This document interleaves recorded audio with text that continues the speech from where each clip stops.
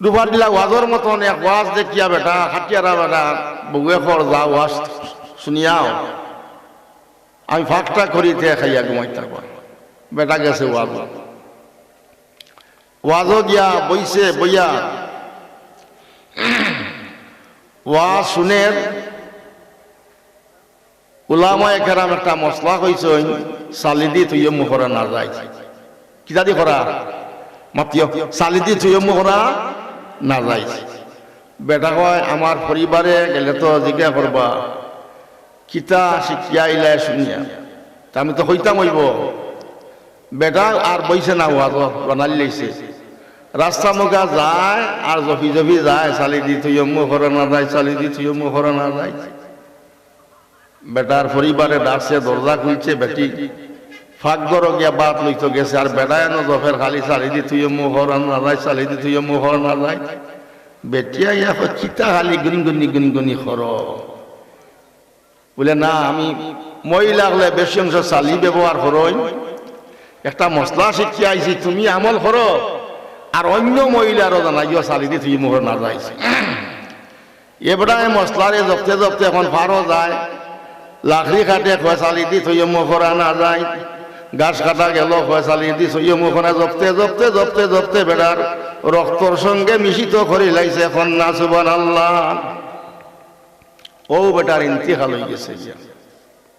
জফি জফি জফি জফি ইন্তিকাল হয়ে গেছে খবরের মাঝে নিয়া থইছন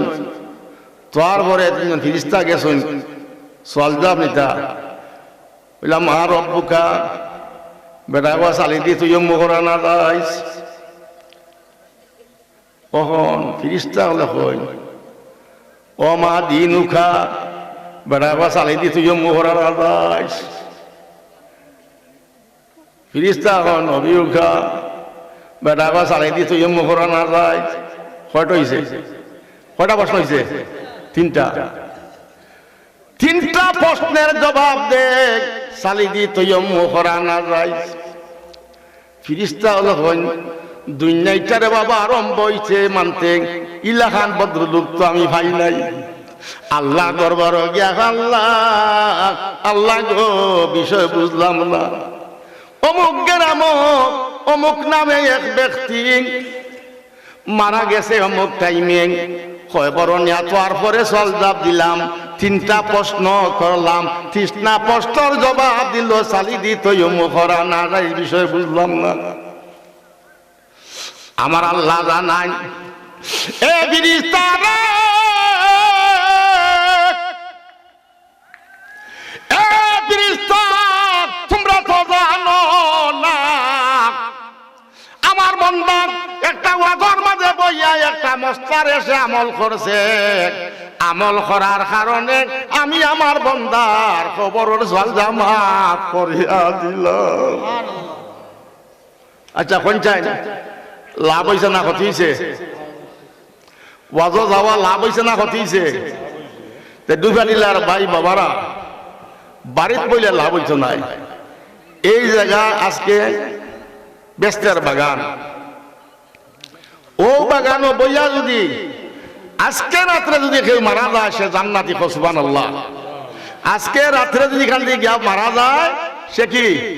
জান্নাতি আসেন যারা বাড়িঘরে এখনো আছেন রাস্তাঘাটে আছেন আপনারা ওয়াজও বলার চেষ্টা করেন আমি দুইটা শব্দর উপরে ওয়াজ করব একটা শব্দ হইছে দিন আর আরেকটা শব্দ হইল দুনিয়া ভাই বাবারা কোরআন শরীফের মাঝে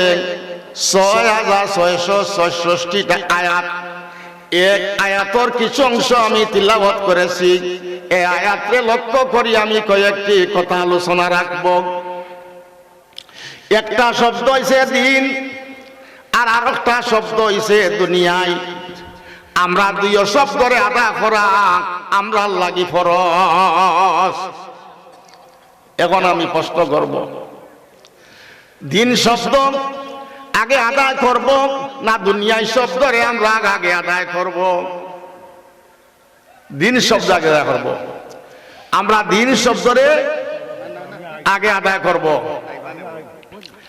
আর দুনিয়ায় সব করে আমরা পিছনে রাখব।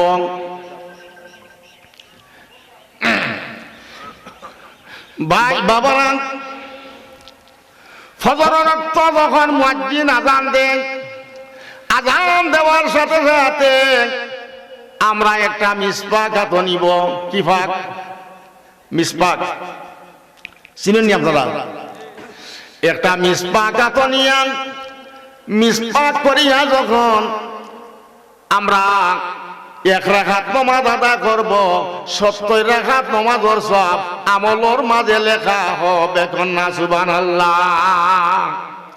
বন্ধুরা রে, আবার